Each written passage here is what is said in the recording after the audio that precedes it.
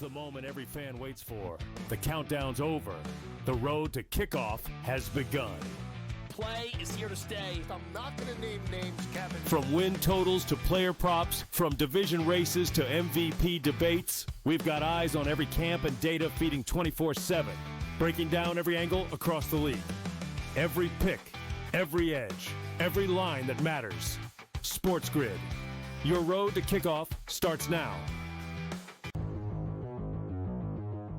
He is not Derrick Henry. He is not one of those special backs in that sense. A really good one that's been outstanding in fantasy for quite some time. But you can also hear the buzz recently about it being more of a split backfield. And if that's so, then Aaron Jones' value takes a hit, Jordan Mason's value goes up, and there's an opportunity at some point, if Aaron Jones misses time, where you can see Jordan Mason take that backfield over. Fantasy Sports Today, only on SportsGrid. It's a safe shot, pin high left with a 6-iron. And then this is where JJ enters the fray again and hits this like slice 5-iron. That was just, I mean, it curved probably a good, 30, 40 feet, almost flies in the hole. And it was just a crazy shot because nobody would ever really try to hit that type of slider. The Smylie Show, only on SportsGrid. An HRR, parlay, a combo that you want to do. I generally prefer away teams and players that hit at the top of the lineup or in the top half, just because you are guaranteed just that extra plate appearance here or there. How many times, throughout the season, I've been like, listen, if this guy gets on, he will have one more at bat in the 9th inning. And if he doesn't get there, he doesn't get there. If you just take them that's placed higher, you're going to be in a spot to cash that bag. Pro Baseball Today, only on SportsGrid. Hang in there, fast. Smylie Kaufman for 61. Wow. I'm Smylie Kaufman, and this is The Smylie Show. We are proud to be presented, as always, by our good friends at Ahead. And Ahead is this is great. Trying to find the read here. Ahead is a strategic partner for enterprise clients, helping them navigate the path toward digital transformation, much like an expert caddy, reading the course ahead and providing the winning combination of technology and execution. You can learn more at ahead.com. On the topic of the course, Smylie, Caves Valley redesign. What do we think? Okay. All right, are we going to start at BMW? We're here? We're here. We're going to start at BMW. Okay. We're going to work our way into the competition. We're going to start with the course. And your thoughts? Where do I begin? It's a golf course that I would love to play on a golf cart, number one. Okay. It's a very hilly walk at Caves Valley. But it's a really cool piece of property. Kind of sits on a hill, obviously, because it's hilly. And it just feels like it has kind of a mountain, rolling hills type of vibe to the golf course. I will say that there's none of the holes kind of run together for the most part. So you don't really see much of the golf course other than, the hole that you're on. I'm trying to put this into a way to where I can make it sound like a course that I would enjoy to play, but there's room off the tee, which I liked. So the guys had that this week going for them. The conditions of the fairways were amazing. Perfect catfish divots all week with the bent fairways. The greens, I am indifferent. Okay. I think at the beginning of the week, I said, whoa, this is too much. It's too, if they were too firm and fast, these things are out of control. But because they got that rain on, I think Thursday, that I think it was about a half inch, and it was it totally made the golf course much more playable from the greens perspectives. But still, I mean, it was still a very hard golf course that required a lot of long irons off of par fours, which guys aren't typically hitting 6 and 7 and 5 irons into par fours. They're hitting those clubs into par fives for the most part. So. Yeah. I think a lot of the players that I talked to, I think they came around to the golf course by the end of the week, but then there's other players that never really got around to liking the golf course. So Is it the greens were also bent? Because it's like they're in that weird spot in Baltimore where they're bent. They're bent. It's like that transition line of like it gets hot in the summer, so you got to slow them down. But in the winter, obviously, that's better than Bermuda would be 'cause it goes dormant for so long, so it's colder there. But so the new bent. How does that perform? It was good. It was good. Yeah. It was good. They have the precision air that you would have loved to have seen that thing really kind of activate a little quicker, to get the moisture. It was just so humid on Friday to where even if they turned it on, there was just so much humidity in the air. It just kept the greens soft for an extra couple days. But by Sunday, you started to see it kind of get a little bit firmer, and you had to hit really, really quality long irons at this place. And it was a ball striker's delight. You had to work it both ways into some holes, which a lot of people said at the beginning of the week, this is a perfect golf course for Scotty Scheffler. Well, let's go right into it from there. And to set the table, I love going behind the scenes on these things. Is that I got an iPhone note screenshot from Smylie with his like kind of rundown. And when you make a note on your iPhone and you start typing in, the first thing you type is like the headline, like the title of the note in big bold letters, and then the rest of it smaller. And so I look at this Smylie text over, and it's in big bold letters. Got her up, piss missile. I was like, great, let's start right there. Got her up, piss missile. Take it away, Smylie comment. Okay, so on Sunday and Saturday too, they like to send the walkers out before the leaders tee off with the players that are already on the golf course that are on the bubble. And so on Sunday, I go out with Chris Goddard. And so on the 12th hole, I am watching Chris tee off. I go back close to the tee so I can kind of get a good vantage point on his tee shot because I figured we'd call it. And he hits this pole, but it's a line drive. I mean, this ball, you couldn't imagine how fast this thing was moving in the air. It was moving 3,000 miles per hour. And we're yelling but it is heading right to a little group of people right next to this small tree. And I'm watching, and I couldn't really tell. I didn't see it bounce or anything. And so I kind of looked down or whatever. And so I walk all the way up there, and my attention was, oh, wow, this golf ball's in a really crazy position. It's up against this mulch, up against the tree. So my mind goes there about, does he get relief? And turns out he didn't get relief. And if you haven't seen the shot, go to Golf Channel. I think maybe the PGA Tour posted it. Goddard pitched this incredible shot. You can't even imagine how good it was, from about 190 yards, and just hits it up onto the green. And then one of our yardage guys says later, dude, our spotter got hit by that golf ball. And I was like, did it bounce in him? He's like, no, it flew and hit him into the calf. And I was like, where is he? I've got to see his calf, because you can't even imagine how fast this golf ball was moving in the air, and to hit in the calf.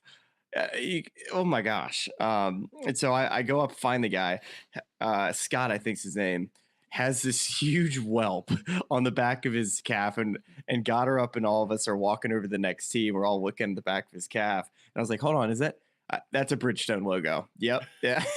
So we were joking though. You could see the dimples. Hey, how do you mark your golf ball, Chris? Is it a dot and a line? Yep. We could see that there too. And so poor guy not only had to walk that morning, but was also walking with Scotty later that day. So luckily he had like Dwayne Bott calves. We're talking about Dewey, Sepp Straka's caddy. Guy's got, I mean, if you were going to hit a calf out there, it was that calf. I mean, I'm trying to think, like, Goddard has to be top 3 on tour guys I would not want to wear a golf ball off of. Like, maybe Pot Eater. No. Goddard is 1 because of his ball flight. Yeah, just that, like, that low period. Him and Cameron Champ. They're because they hit low drivers. Yeah, man. Thoughts and prayers out to our guy Dave. You said his name was? Did I have that right? I think Scott. Scott. Thoughts and prayers to Scott. Hold on. Have you seen the picture? I think I have. I think I have seen. I was looking at our text thread. I was gonna put it on the stream if I could find it, but I can't. Oh, look at this guy. Yeah, we gotta get a little bit of this action. This was all right. So this was early in the day. Like it's super whelped up at this point. Holy smokes! Yeah, that's upper calf. Look at that calf. Look at that. Look at that turkey bone, man. That's a good-looking calf. That's a good-looking calf. But I feel like if you want to wear it off the calf, you want to get a little lower, kind of in the meat. That's like high side. That's later in the day. Oh man. So you can really see the dimples at this point. That looks like a Bridgestone. Confirmed. I mean, unreal. Well, and while we're here. Yeah, let's see what else we got. Oh, hey, Rosie girl. Oh, Rosie girl. Hey, everybody say hey to Rosie. Hi, Rosie. Yeah, let's put some W's in the chat for Rosie or whatever it is you're supposed to do in the chat. Let's get to the eventual winner of this event and the Sunday portion of this event, or really you could take us through as much of the week as you want to. But you were in that final group. You were walking with our boy Bobby Mac and Cheese. Bones with Scotty, but of course you're watching the whole thing unfold. Obviously the iconic moment we've all seen, the chipping on 17 from Scotty, but just the story of that day and just the inevitability of Scotty. I mean, it's just that was where did I see I think the Ryder Cup points. He has like 37,000 Ryder Cup points or something truly absurd. It looks like a misprint. I mean, the guy's just unreal. He's made the team like 3 times, I think. This year. He can like hand out points to other people to get his buddies on the team. Probably even more than that. He's probably made the team like 5 different times. Yeah, this year. It's insane. It's insane. All right, so let's talk about the week. So, I got moved over to Bobby Mack on Thursday on the 15th hole, where I watched him make this pretty long putt, and I'm kind of going through looking at the stats. I'm like, man, he's putting pretty good today, coming off of made a 60-footer at 13, birdied 14, birdied 15, and so and then I get with him. He birdied 16, so now he's 4 birdies in a row, which gets him to 6 under par. And then birdie 17, which, by the way, that hole is impossible. Made a 30-footer there. This is on Thursday, and then birdies 18 to get to 800, shoot 62. And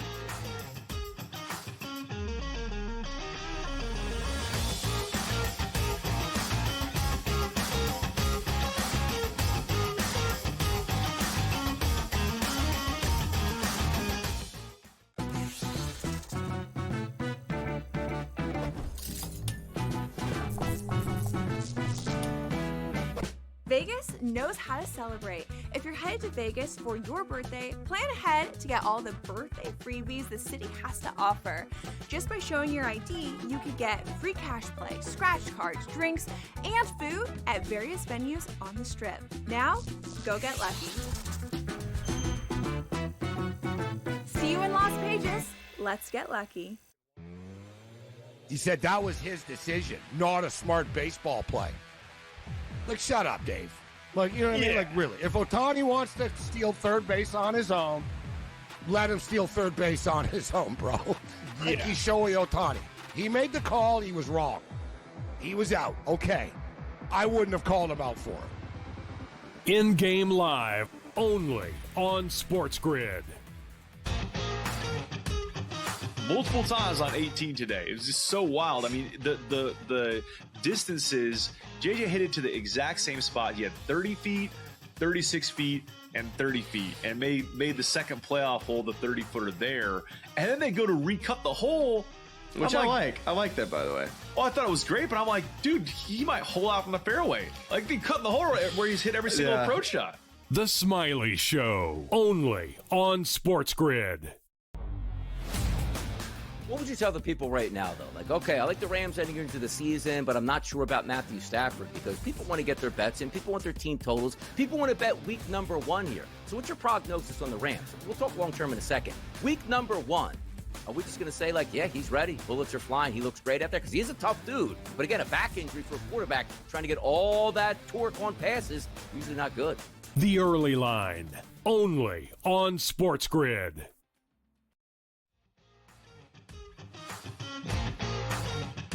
Thursday was hard. At one point, if you were watching during the beginning of just coverage and you're just looking at all the scores, and 2 under was leading for, I would say, a majority of the day until the rain came through. And that's what softened up the golf course. And so the guys that got out later were able to really take advantage. And so McIntyre was one of those players, and then follows it up with a 64 the following day. So he's off to this incredible start, 14 under par.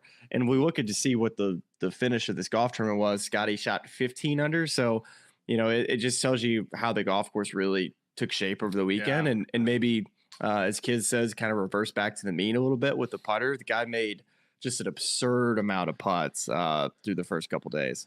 Yeah, was absolutely hooping. And then, to go from there, obviously Sunday's the big turning point, right? I mean, he makes a big birdie to kind of close the day out on Saturday, yeah. Right? And then you get to Sunday, and it's one of those things where there's a little bit of that crowd interaction. There's a little bit of that sort of back and forth. There's a quote I saw on Saturday from him that I loved, where he's just talking about his whole life he's been, the guy was kind of overlooked, and it's not the size of the dog in the fight, it's the size of the fight in the dog. And so he's got that dog in him. If we're pulling up X-rays of Bobby Mack right now, there's a dog right in there.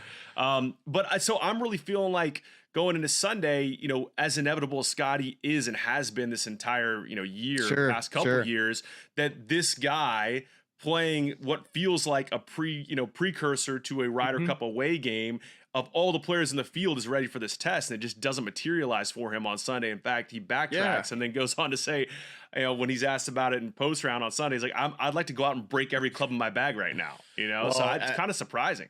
I could understand that. He didn't play well, Charlie. He got off to just the ball striking just let him down off the tee. Just wasn't able to put the ball in the fairway on the front side. And even when he did put it in the fairway, which was only one time on the fifth hole of par four, short par four at 87 yards left and missed the green. So makes a bogey from 87 yards. All of a sudden through the first 5 holes, Scotty Scheffler is tied for the lead heading to the 6th hole. The bogey on 1, you can understand it was a tough up and down, and you would have loved to have seen him, make a 6-footer just to kind of send a message there early. But Scotty making birdie at 1, so you get that immediate 2-shot swing. But then this is like just kind of what I noticed from Bob pretty much the entire first 14 holes is Bob hits it in the right rough at 2, has a good lie, and there's a left hole location which I think is one of the easiest ones on this green, and hits it the only place you can't hit it, which is left of that green. Just like not controlling shots out of the rough. He really struggled playing from the rough from, I thought, pretty decent lies throughout the entire front 9. Really misjudged shots, and I think by pretty much a couple of mud balls too. Was in there. I feel like I saw him say that somewhere in clips. I don't think mud balls from my perspective, and I checked all the golf balls all day. There was nothing besides the first hole off of a chip that I consider to be an issue, and that with the chip shot you can't really say a whole lot. Right. But that's what it was. He really actually hit some really quality high middle to long irons on this front side. The 3rd hole hit an incredible 8-iron to about 6 to 8 feet, had a birdie putt, misses that. And, just missed key fairways on the front side to where, hit a great shot at 6, which is a par 3. And, but could not put the ball in the fairway on holes he had to. And meanwhile, while all this is going on, while he's not hitting fairways, guess who's hitting every single fairway? Scotty Scheffler. I'm telling you, through the first 9 holes, I think Scotty Scheffler legitimately could have been up 3 shots after being down 4. He 3-putts the 3rd hole. He misses a short putt at the 8th hole, and then hits probably one of his worst iron shots of the week on 9, to where I thought he's going to make birdie there. And meanwhile, Bob is just been lucky to make some pars in a couple spots like he did on 8. And it just felt like, man, Bob was in the golf tournament heading into the back 9, but it really felt like Scotty should have already had like a 2 or 3 shot lead, which is hard to even fathom. I mean, what more is there to say about Scotty at this point? I mean, there's no real analysis that goes into the Tour Championships. We're all starting from scratch. He's the player of the year by a long shot. Obviously, he's going to be the anchor of that U.S. Ryder Cup team. I mean, I don't. It feels like we were saying all this a couple years ago, and then we were just saying if only he could putt good. Now he's putting good, and even in spots where 3 putts, 3 bounces back and goes on to win it by a couple shots. We're running out of things to say about him. I think I saw. I need to pull this data golf stat while we're talking, that he's been creeping closer and closer to that. It's like a peak strokes gain. Yes, like a peak strokes gain deal. That and I'm it was Data Golf. Right, it was her tweet. Yeah. You know what impressed me about Scotty this week, and this is what I saw from Sunday of him the prior week in Memphis. Go ahead and give the stat. It's Scheffler's skill index is at plus 3.3, which is a new peak by 0.2. He's now just 0.6 of a stroke away from Tiger's 2000 peak of plus 3.9. Like we're talking about the best version of Tiger. Scotty's approaching that. Dude, That's look at his insane. Look at his scoring average this year. It's close to 68.0, and the next best is at around 69 in Rory. So he is one shot better than the second best player on tour from a scoring average perspective, and that's the second best player over a course of 4 rounds. That's 4 shots. It's just what? It just doesn't make any sense. There's another good stat here in the someone Gazer99, the username here on YouTube. Scotty has more Ryder Cup points than Xander, Hindley, and English combined. I mean, it's just to put his, again, it's we can say it a million different ways, but the guy's just it's phenomenal what he's doing week in and week out. His driving on Sunday, from what I saw in Memphis, was just phenomenal. He's just absolutely wearing out the middle of the face. I watched him hit golf balls on Wednesday in Memphis last week too, watching him hit drivers, and he's got this another gear that he has, and he also has that low cut that he can hit to get the ball in the fairway. But he was hitting mid 180s on the TrackMan the other day on Wednesday of last week, and then he just was so accurate with that driver. And when he hits the ball in the fairway, more, if it's 70% of the time, you just can't beat him because his iron game is so much better than everybody else's. And the type of shot that he has consistently, where other guys kind of struggle with, is when the wind is kind of a little bit all over the place. It could be left, right, down, whatever. He finds a way to make the wind not be a factor, still hit it pin high, and not short side himself, and keep it between the middle of the green and the whole location. It's every time. It's unbelievable, his control of spin, trajectory, and just making the ball fly right on top of the pin. You can find odds for the Phoenix Mercury win the WNBA final.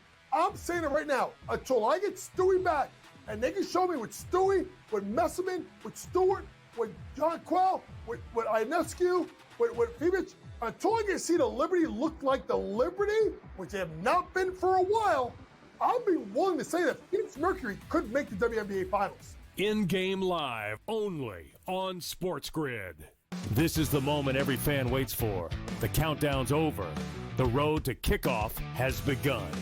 Play is here to stay. I'm not going to name names, Kevin. From win totals to player props, from division races to MVP debates, we've got eyes on every camp and data feeding 24/7, breaking down every angle across the league. Every pick, every edge, every line that matters. SportsGrid. Your road to kickoff starts now. Justin Rose has done it so many times in his career. That's like he's so good at everything. There's nothing that he's bad at. Every part of his game is at close to a elite level when it's good. And so when he had it going on this week, he's not scared, dude. When he gets that look in his eye, watch out. The Smylie Show, only on SportsGrid. If you don't like getting hit, you can't do BKFC point blank. Oh, absolutely. Like in the MMA world, you have opportunities to negate getting hit more so than BKFC. You can get a takedown, you can secure a dominant position where you're less likely to get hit, and even if you are getting hit, you're less damaging because of your position. Combat Sports Report, only on SportsGrid.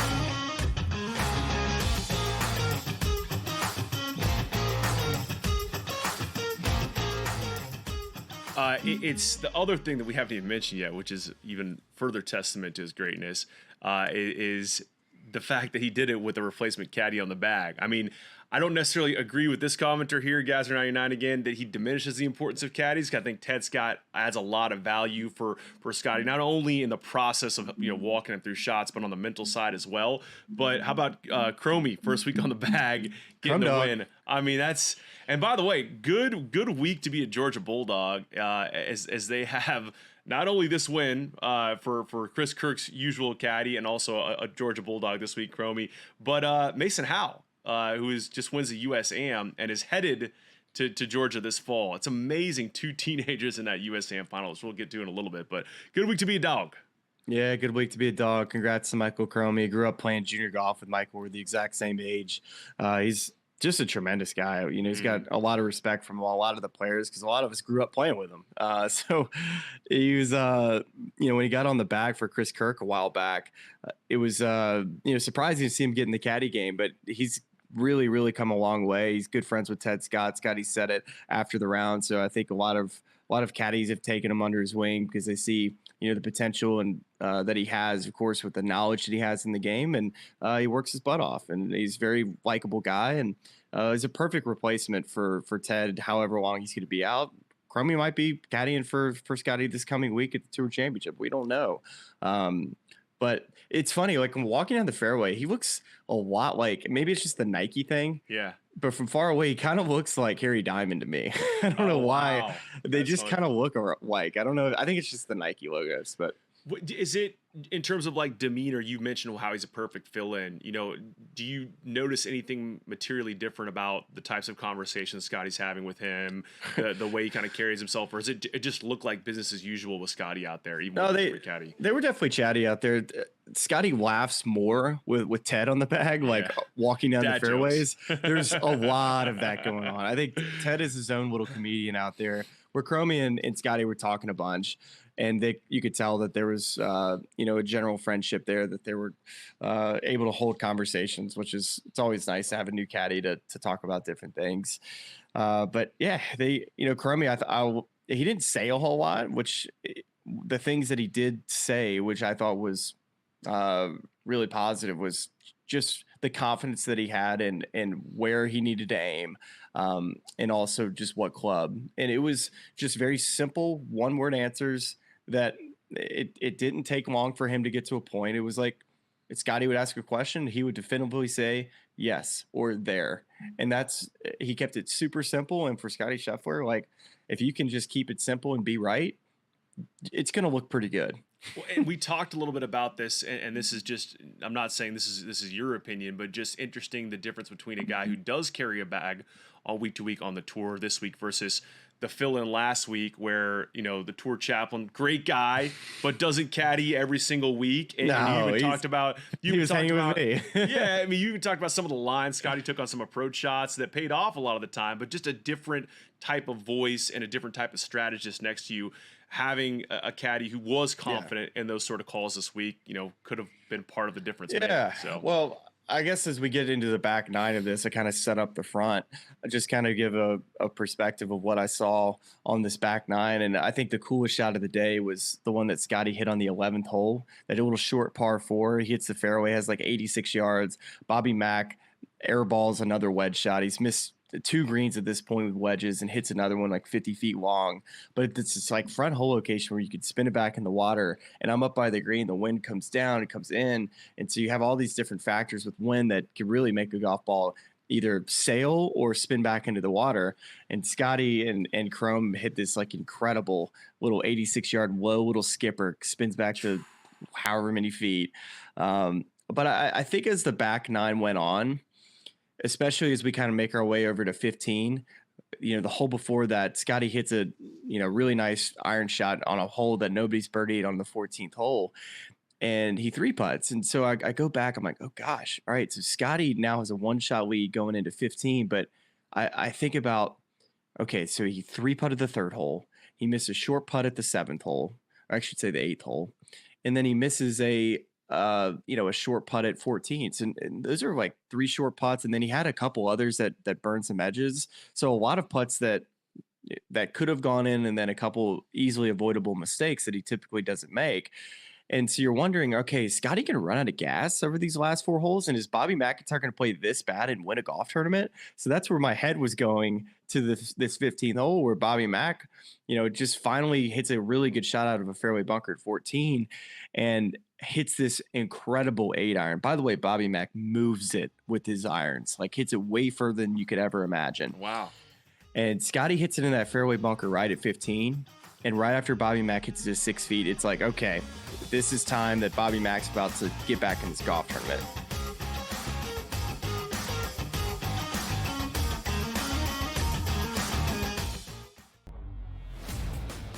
The Mets are a game and a half up in the wild card race from the Cincinnati Reds. But the Cincinnati Reds are 16 to 1, Joe. 60 to 1 to win the pennant here. But I do find myself looking at the New York Mets saying, there's too much talent on that team, and we know how things work out, even with the Philadelphia Phillies in the playoffs last year. Hey, we're a good baseball team. Mets get hot at the end of the year. Mets knock the Phillies out of the playoffs. We've seen that happen before. The Early Line, only on SportsGrid.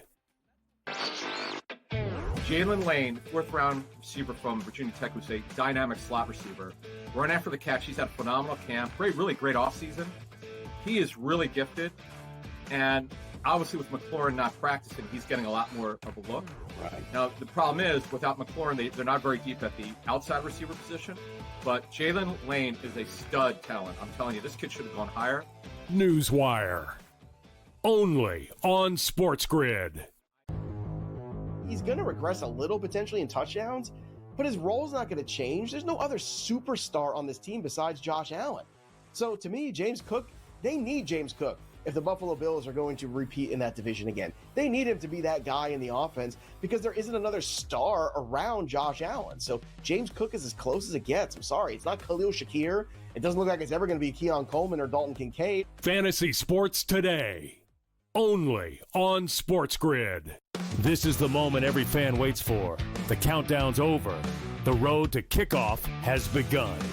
Play is here to stay. I'm not going to name names, Kevin. From win totals to player props, from division races to MVP debates, we've got eyes on every camp and data feeding 24/7, breaking down every angle across the league. Every pick, every edge, every line that matters. SportsGrid. Your road to kickoff starts now.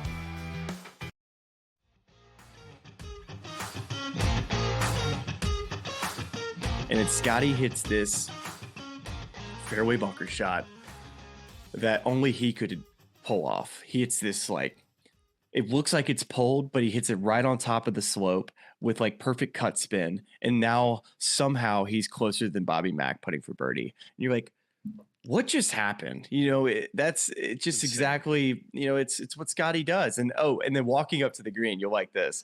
So I have plugs in, but I am close enough to Bobby Mack as we're walking up that he starts talking to me. And so I take my earplugs out, and Bobby Mack says something to me where I think I understand him in saying that you don't like any of my shots is what I thought he said. Because he's got a deep Scottish accent to where I was like, I don't like your shots, question mark, kind of said it like that. He's like, and then he says it again. And he's like, are you not allowed to wear shorts today? I was like, oh, okay. He had to say it multiple times before I really understood what he said. I was like, I thought he was getting on to me to where you heard one of my comments about how he was playing that day. And I was just thinking, oh my God, is he really getting into me right now? I said, no, he was actually just wondering, can you not wear shorts when you're out here? So we started bonding over the fact that we both get heat bumps on our legs from having to wear pants when it's super hot out. So that was the first time that Robert had been in a good mood that day. Before that, the first 14 holes, he was ready to punch a baby, break his clubs. Yeah. and rightfully so. It was imaginably a very frustrating day for him.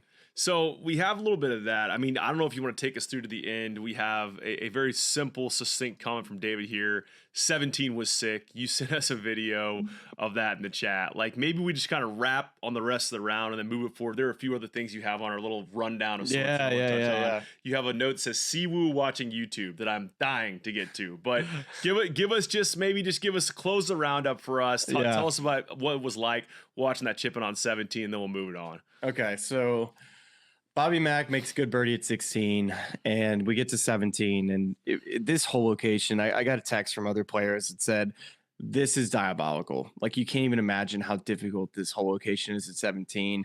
It's a 6-iron where you can't really get the ball to stop in this area. You have a hula hoop that you have to land the ball on, and everything funnels to the hole, but it just is a really hard up and down. It's a tough 2-putt because it's so quick down that slope. And so Bobby Mack hits the most incredible looking 6-iron.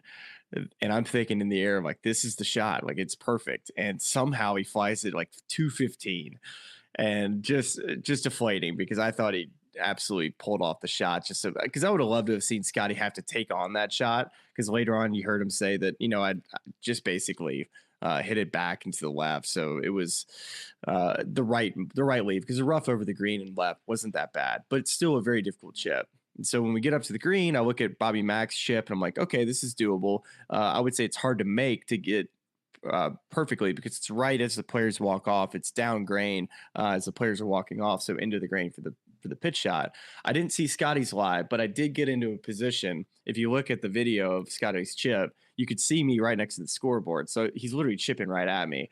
And so I had done my research in knowing that if a ball just crests the hill, it's getting to the hole. Mm-hmm. And everything kind of funnels to where the hole location is. And so as soon as it crests the hill, I'm thinking already in my head, this is going to have a chance to go in. And with about 8 feet left, a lot of people would think there's no way this ball gets to the hole. And at that point I said, this is going to go in on the last drop. And as it continues to roll, I'm like, this is not stopping. This is not stopping. This guy is unbelievable. Just the crowd pop was insane, so how loud it was. Crowd pops are the best. Crowd pops are awesome. That was probably one of Scotty's, moment, like true signature moments. I think I've seen some people mention that.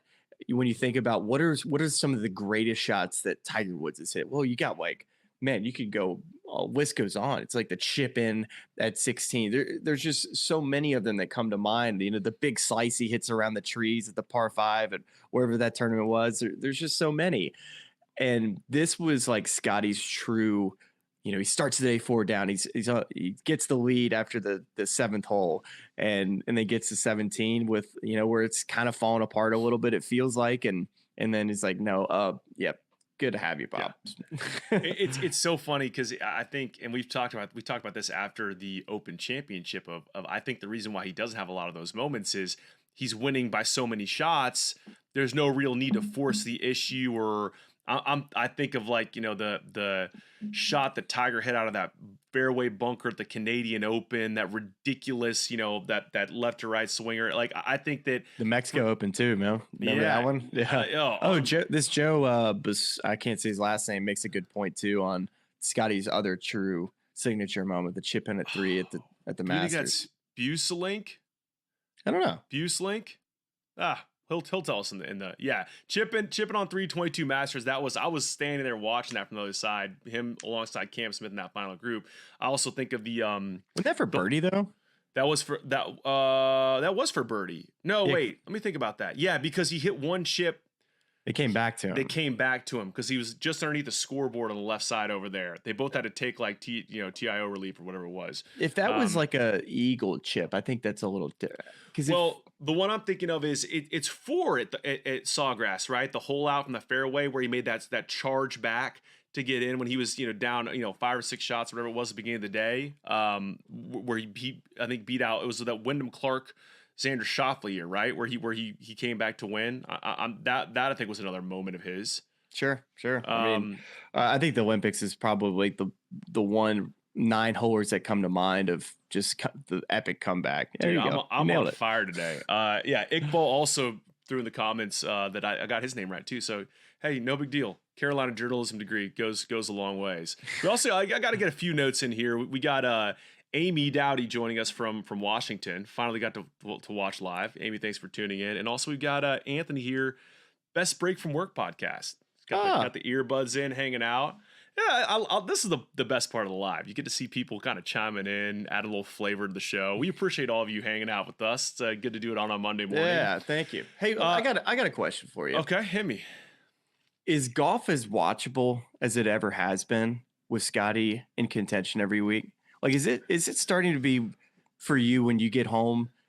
If let's just say if you're a casual fan, like first off, a lot of people have the golf bug, but also every weekend it seems like there's a compelling storyline with either Scotty Scheffler in the mix or like a Tommy Fleet. It just seems as watchable as it ever has been. And like LeBron James tweeting about Scotty Scheffler and Pat Mahomes, like it just seems as popular as it ever has been, or for not ever has been, but for quite some time, we should say, coming off of a year where the ratings were such a conversation. Like, we got to blow up golf. Yeah. What a rebound year, because it seems as good of storylines as we've gotten in some time. I really do agree with that. And I think that it's interesting. Like, I don't immediately want to go to a divisive place, but like, I think the way we maybe felt to a certain degree is that a division between PGA Tour and LIV was going to weaken both products. And I think from the outset of it really did weaken both products. But I think over time we've had,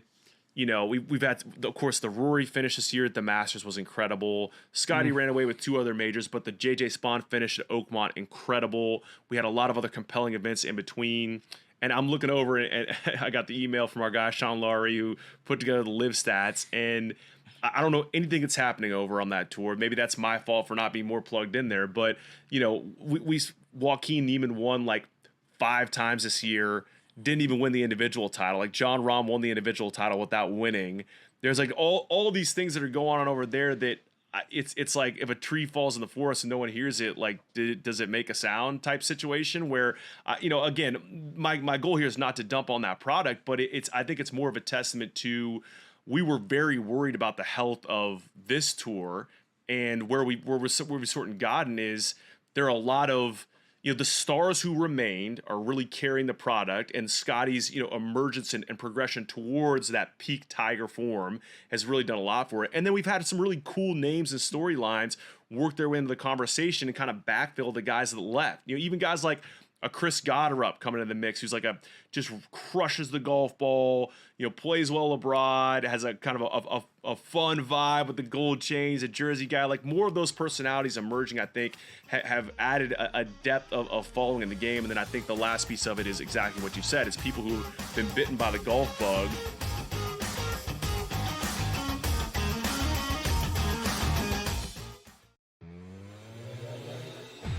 Can't get thrown out like that. You just can't. It's the only thing he's good at, is yelling at umpires. Yeah.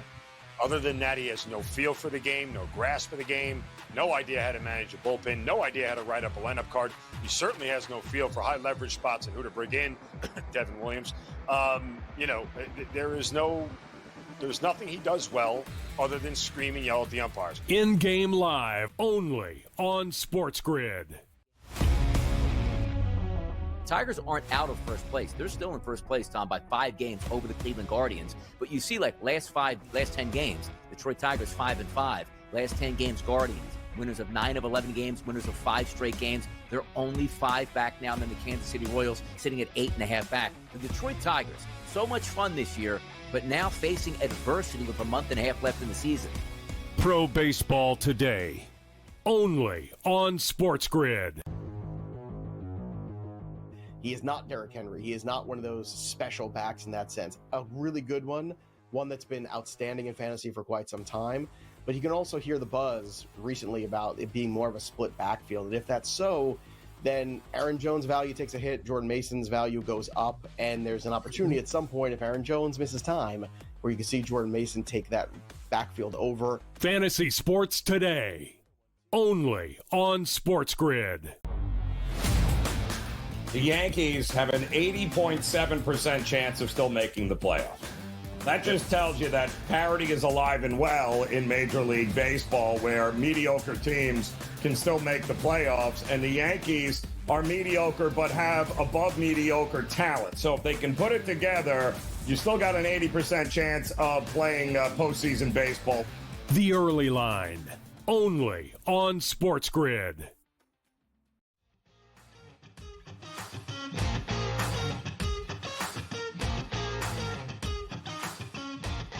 they've had a lot of good fortune this year with some incredible storylines, and even a year where Scotty's won his fifth time, but Xander's had a severe down year. So there's plenty of names that haven't lived up to the billing this year that you could say that, well, you could see that maybe you could understand why like ratings would be down or something, that people wouldn't be as interested because the top names haven't maybe performed to the level that you would hope. But we got such a good beginning of the year with Rory, and then Scotty's had such a good year for the most part the entire year, but I think it's like 12 straight top 10s or something stupid like that. I just think it's I think it's been a lot of fun to watch lately. We got Marcus Rainwater saying he's been watching golf intently since 2016. This is the most interesting from week to week for him since that time period. We have Gazzer99 has now got the hat trick on the show today. 3 comments featured because he's jumped the gun on a game we're about to play at the end of the show, which is the Tour Championship. What's the funniest possible Tour Championship outcome? I think Jacob Bridgman, that'd be a good one. That'd be a really good one. Should we wrap? I want to hear the Siwoo YouTube story. Oh, I'll get you that real quick. And you had a conversation with Keegan Bradley, and I think for everyone who's watching or listening now, in our second episode of this week, we're going to do a deeper dive on where we stand with the Ryder Cup. Smiley's got a little scratch pad team he's got together. We're going to kind of talk a little bit about the composition of that. So let's hear it, Siwoo and Keegan, and then let's maybe get to some Tour Championship stuff, and then a little bit of Walker Cup USAM. Well, this is kind of how my one and done picks have gone the second half of the season. I feel like I was on a roll there for a while, seeing the board really well. And coming into this week, the player that was jumping off the page, it was Siwoo Kim. I was ready to smoke some cigs and absolutely ride into the sunset with Siwoo Kim taking out Scotty Scheffler on the last hole. Man. And he got off to a good start. And then all of a sudden I'm seeing videos surface of Siwoo Kim slamming his club about 8 times. I'm seeing him flub some chips at the 18th hole, losing his mind. And so I'm thinking, man, I was hoping to not get that Siwoo Kim this week because the metrics and this golf course all screamed that this was a perfect fit for him this week. And so I kind of disregarded how he's going to play the rest of the week and just kind of checked out because it wasn't going to be anything super special. And I'm heading out to find Chris Goddard, I believe. Actually, no, I'm heading out to the first tee, and Siwoo Kim is already on the 13th hole, which is right next to our compound. And we're waiting on JT and him to hit. I didn't know it was Siwoo at the time, but Siwoo had already hit. JT hits a shot. And so we drive to the left of them as they walk towards the green. And I kind of take a peek over there just to see how Siwoo's playing. And then I see Siwoo, and I thought he had his scorecard out, but he had his phone out like this.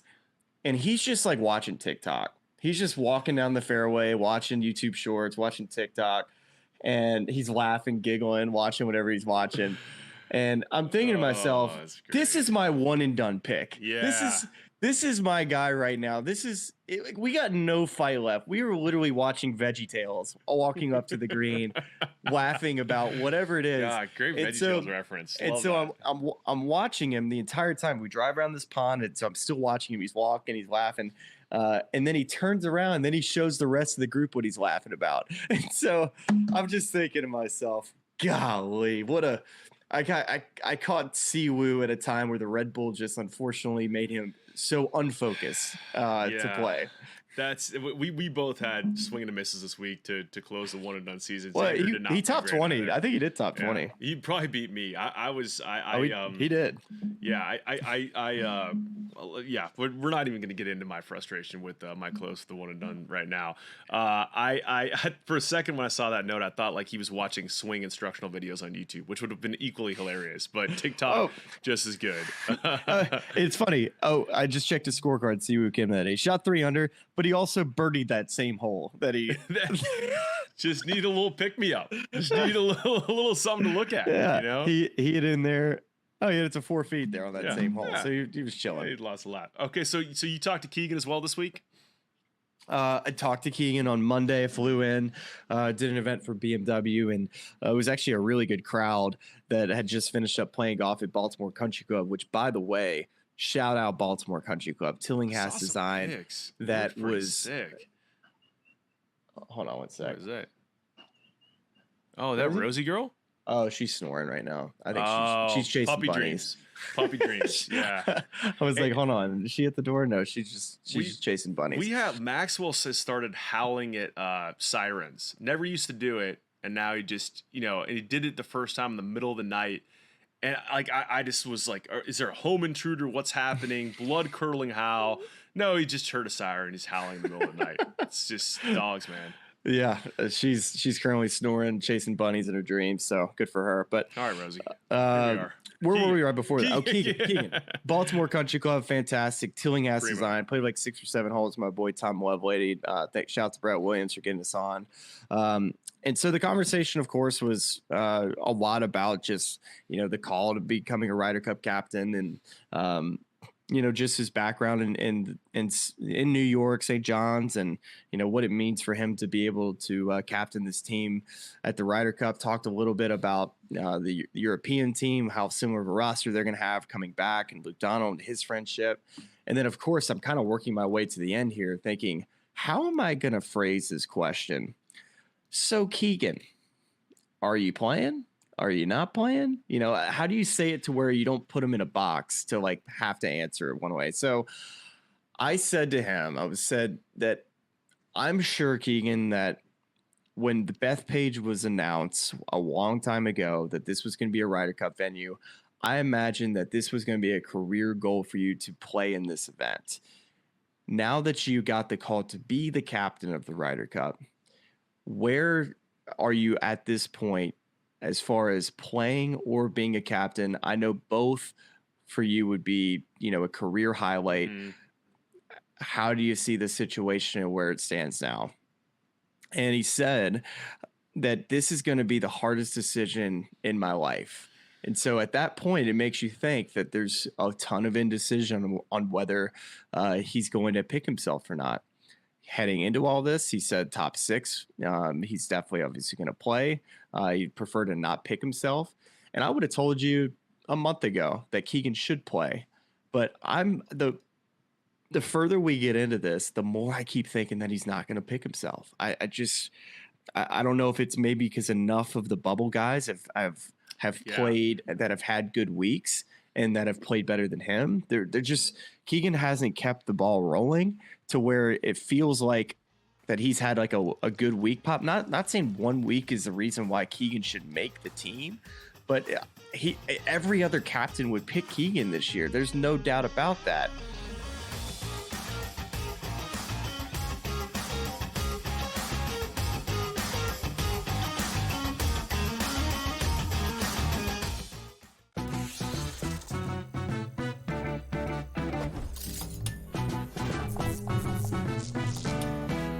We all know nothing beats the energy of playing live roulette in a casino. But playing roulette online sure does have its perks. At the casino, you'll average 40 to 50 spins per hour. But online, you're looking at 100 to 150. The more spins, the more chance of wins. Now, go get lucky. See you in Las Vegas. Let's get lucky. He said that was his decision, not a smart baseball play. Like, shut up, Dave. Like, you know what I mean? Like, really. If Ohtani wants to steal third base on his own, let him steal third base on his own, bro. Like, he's Shohei Ohtani. He made the call. He was wrong. He was out. Okay. I wouldn't have called him out for it. In-game live, only on SportsGrid.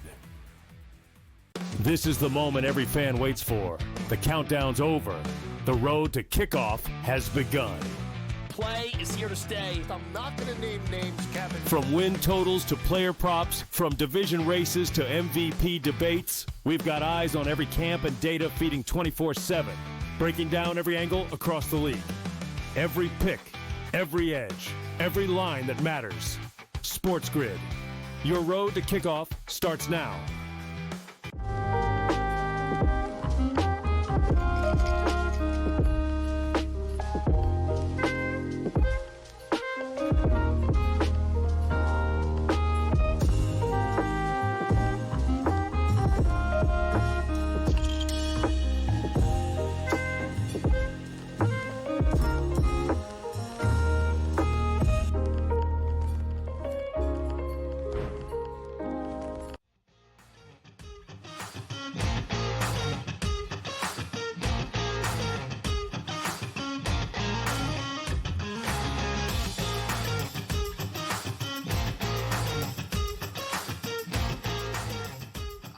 I'm not saying that he shouldn't pick himself, but I could see a world, and I would probably lean right now that 75% chance he doesn't. I think that's kind of where I stand right now. Well, it's interesting because he's currently 11th on those on the points list, and two of the guys who were kind of maybe on the bubble, maybe on the outside looking in, Maverick McNeely and Sam Burns, both had great weeks this last week. So if that form continues, depending on how they play this next week, the Tour Championship, I'm almost positive both are in.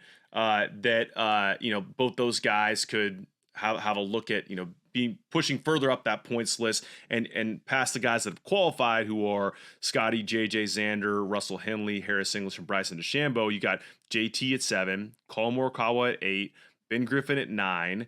And then Mav at 10, Keegan at 11, and then you got a lot of guys that Brian Harman at 12, who's just phenomenal match play. You got Cam Young, who's finally kind of getting it together, won his first event. He's 14th. You got Patrick Cantlay at 15, who's been a longtime partner of Xander Schauffele. Sam Burns at 16. It's going to be tough, and I think they're after Keegan won the Travelers, we both said it on the show. There's no way he can't be on the team, but as things change and evolve, it's going to be a really, really interesting decision and a tough one for him to make. We're going to go full into depth on this next week. If you're just joining here, we're going to kind of really dive into this thing. But I'll quickly say that there's just too many players that you have question marks about what type of form they're in that have had success in team events.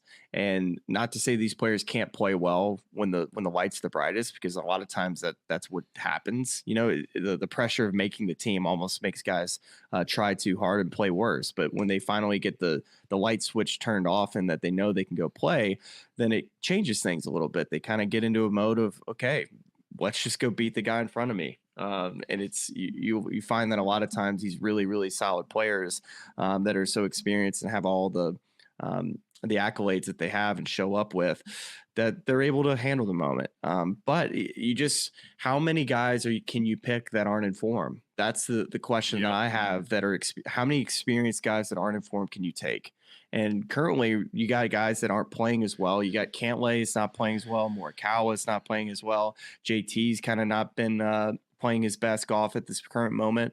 And then Keegan the same way. It's like those are all really experienced guys, and throw Xander Schauffele in there for 5. It's like, how many of these guys can you throw on the team that you expect to be on the team that you can also plug in with rookies? So it's just really difficult to figure out the balance and the mix and the experience. Yes. So that's kind of where I'm at now. Yeah, I think it's, and again, we'll dig into this further later in the week, but that is the sort of defining question here, is that if guys are in better form right now, how much of that form translates to big moments at Bethpage Black when the crowd's going nuts and it's an environment like you've never played in before? Does that form hold? Against, does a veteran who's maybe not in the best form get there, feel those moments again, and play better golf than he has been playing because he's feeding off that energy and he's more accustomed to playing in that level of pressure. Well, so it's going to be so interesting. Well, I think Europe's a clear favorite right now. To me, they're a clear favorite because they have built-in teams. They have, I think, 11 guys. It's just who's number 12. The depth, I think, is actually not. I would say the United States team 1 to 12 potentially could be stronger from a depth standpoint, but I'll argue that the top of the European side is going to be better because they can shape their teams much easier, and you kind of know what you're going to get. Now, I think you can look at all the data and say that, well, shoot, the United States guys have been playing much better than the European guys this summer. But I think just what you've seen over the last couple of years, how they performed at the last Ryder Cup, it's certainly understandable to have questions about which United States player is going to be the 2, 3, 4 guy that can step up outside of Scotty. And that's the biggest question I have. What they got at the European side with Rory, with Rahm, with Victor. And I have question marks about how some of those guys are playing right now. Like, what form is Rory going to show up with at Bethpage? Mm-hmm. We kind of know what we're going to get out of Rahm. Victor, you kind of know what you're going to get out of him. But you have to imagine that there's going to have to be, a Harris English. How well is Bryson going to play? Is Russell Henley going to be as solid? There's just plenty more questions that I have about the United States team than I do about the European team right now. Jax ran a little poll in the chat as to whether Keegan should captain this team only or play and be captain. And it's I don't even know what I would vote. It's right down the middle. It's 50-50 right now. I do know this, man. I cannot wait for this Ryder Cup. We have T-Nels 20 who says USA chance after Skies Hill out in 17 gave me chills. So excited for this Ryder Cup. I feel the exact same way.